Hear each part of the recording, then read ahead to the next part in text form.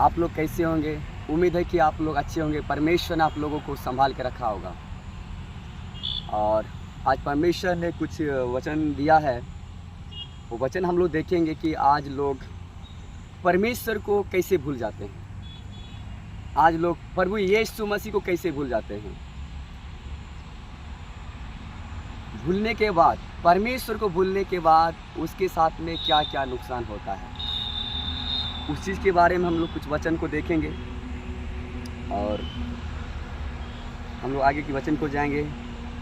इसीलिए सावधान रहना, कहीं ऐसा ना हो कि अपने परमेश्वर यहोवा को भूलकर उसकी जो जो आज्ञा, नियम और विधि में आज तुझे सुनाता हूँ उनका मानना छोड़ दे। ऐसा ना हो कि जब तू खाकर तृप्त हो और अच्छे अच्छे घर बनाकर उनमें रहने लगे और तेरी गाय बैल और भेड़ बकरियों की बढ़ती हो और तेरा सोना चांदी और तेरा सब प्रकार का धन बढ़ जाए, तब तेरे मन में अहंकार समा जाए और तू अपने परमेश्वर यहोवा को भूल जाए, तो तुझको दासत्व के घर अर्थात मिस्र देश से निकाल लाया है, हाँ, और उस बड़े और भयानक जंगल में से ले आया, और जहाँ तेल, विष वाले सांप और बिच्छू है, और जल रहित सूखे देश में उसने तेरे लिए चकमक की चट्टान से जल निकाला और तुझे जंगल में मन्ना खिलाया, जिसे तुम्हारे पुरखा जानते भी ना थे, कि इसीलिए कि वह तुझे नम्र बनाए और तेरी परीक्षा करके अंत में तेरा भला ही करे। और कहीं ऐसा ना हो कि तू सोचने लगे कि यह संपत्ति मेरे ही सामर्थ और मेरे ही भुजबल से मुझे प्राप्त हुई है। ये बहुत सारे लोग आप देखे होंगे, बहुत सारे लोग के जीवन में जब धन दौलत संपत्ति, गाड़ी बंगला, भेड़ बकरी, हर एक चीज़ में जब बढ़ोतरी हो जाता है तो उसके अंदर में घमंड आ जाता है।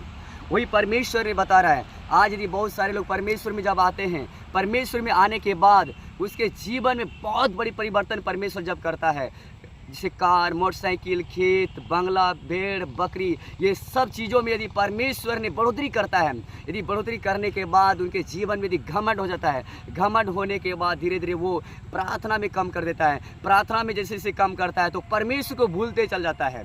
तो परमेश्वर को जब भूलता है तो परमेश्वर में भूलने के बाद उसके जीवन में फिर क्या होता है, उसके बारे में फिर आगे हम लोग देखते हैं। बहुत सारे लोग ऐसा सोचने लगते हैं कि आज जो परमेश्वर ने बहुत चीज़ देता है, परमेश्वर जब देते हैं तो लोगों को लगता है कि जो भी हुआ तो मेरे ही बदौलत हुआ, जो भी हुआ तो मेरे कारण से हुआ, जो भी हुआ तो मेरे मेहनत से हुआ। बहुत सारे लोग इस तरह सोचने लगते हैं, लेकिन प्रियो इस तरह नहीं सोचना है।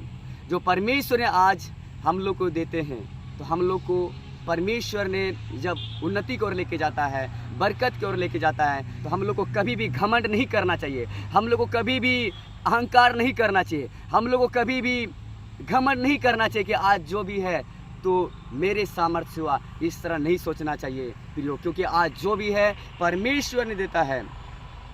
हम लोग क्या है, हम लोग तो एक मिट्टी हैं, हम लोग एक धूल हैं, हम लोग अपने से कुछ भी नहीं कर सकते। आज जितने भी जीव जंतु, पशु पक्षी, पेड़ पौधा, हर एक चीज़ जो है ये परमेश्वर ने दिया है।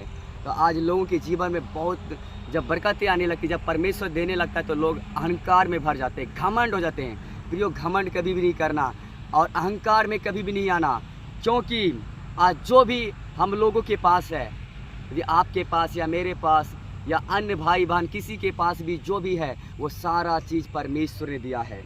इसलिए कभी भी घमंड और अहंकार नहीं करना चाहिए प्रियो। परंतु तू अपने परमेश्वर यहोवा को स्मरण रखना, क्योंकि वही है जो तुझे संपत्ति प्राप्त करने की सामर्थ इसलिए देता है कि जो वाचा उसने तेरे पूर्वजों से शपथ खाकर बांधी थी उसको पूरा करे, जैसा आज प्रगट है। तो आज जो भी चीज़ यदि परमेश्वर हम लोग को देता है, देने के बाद भी हम लोग को परमेश्वर को याद करना है, परमेश्वर को याद करना है, प्रार्थना में लगे रहना है, क्योंकि